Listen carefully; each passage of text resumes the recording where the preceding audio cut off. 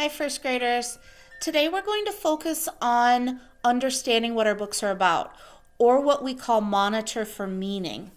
So I'm going to show you a chart, and at the top you'll see it says monitor for meaning. Now when I read my books, I actually start with the very bottom part, and I put a post-it note. You can put a post-it note on a piece of paper a few pages in from the beginning of the book.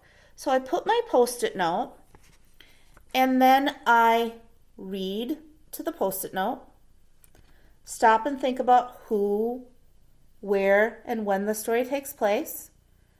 And then I want to stop and think about what happened in the story, with the characters especially.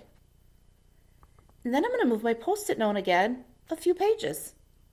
And I'm going to go back and read to the post-it note, stop and think about who, where, and when. Think about what's happening in the story. And then I'm going to move my post-it note again. And I'm going to keep doing it till I get to the end. This makes me stop and think about what's happening in the story as I'm reading. And it's giving me a guide. Now, I'm going to read a book to you called The Children Who Love Books by Peter Cornelius. And I already have a post-it note here. I just paged through a few pages and put my post-it note. And I'll stop and see where that's at when we get there. So, The Children Who Loved Books.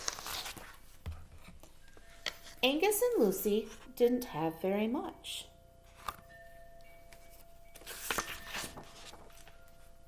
They didn't have a television.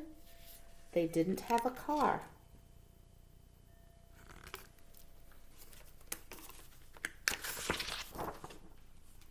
They didn't even have a house.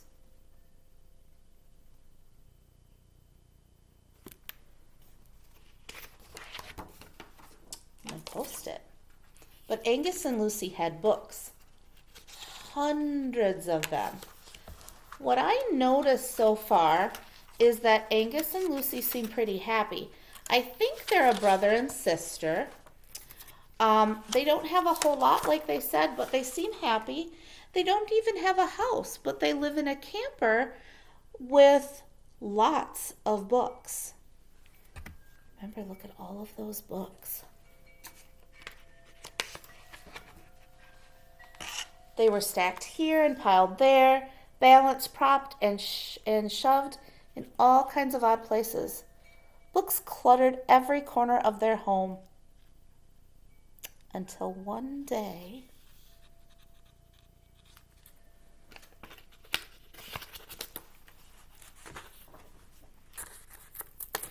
their home could take no more. Oh my goodness. Let's see. All those books.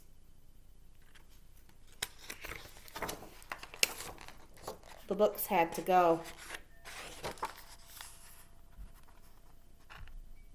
So there were so many books. They were falling out of their home, and now they're taking them away. And I noticed they're not as happy as they were when they were reading all their books. Let me move my sticky again. A few pages.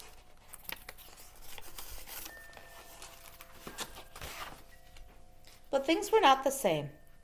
Bowl slid off the table. Angus couldn't reach the window. He didn't have the books to stand on, I think. And because there was more space in their home, there was a lot more space between them all. They just don't look as happy. Then one afternoon, something tumbled from Lucy's school bag. "What's this?" said Dad. "A book," Lucy answered. "From where?" asked Mom. "The library," Lucy replied. Mom and Dad looked at the book. They opened it. Dad read the first sentence aloud, then the second. The children moved closer as Dad turned the page and read on.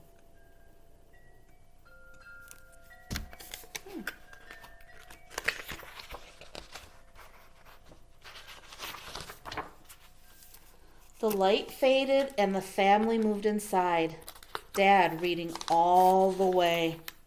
They huddled beside the lamp and listened to the story. And here's the sticky again.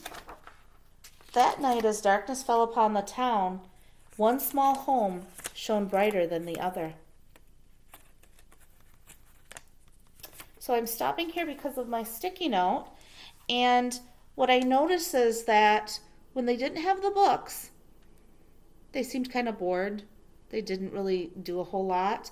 And now that they have that one book, it brought them back together and they seem happier. Let's see what happens now. The next day, as the family yawned their good mornings, they were closer than ever before. With bleary eyes and full hearts, they rode through the clean morning air. Nobody had said a word, but Angus and Lucy knew exactly where they were going.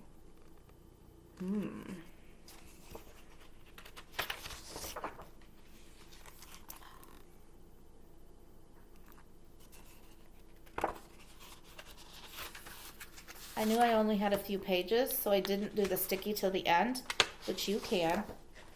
Angus and Lucy didn't have very much, but they had all they ever would need.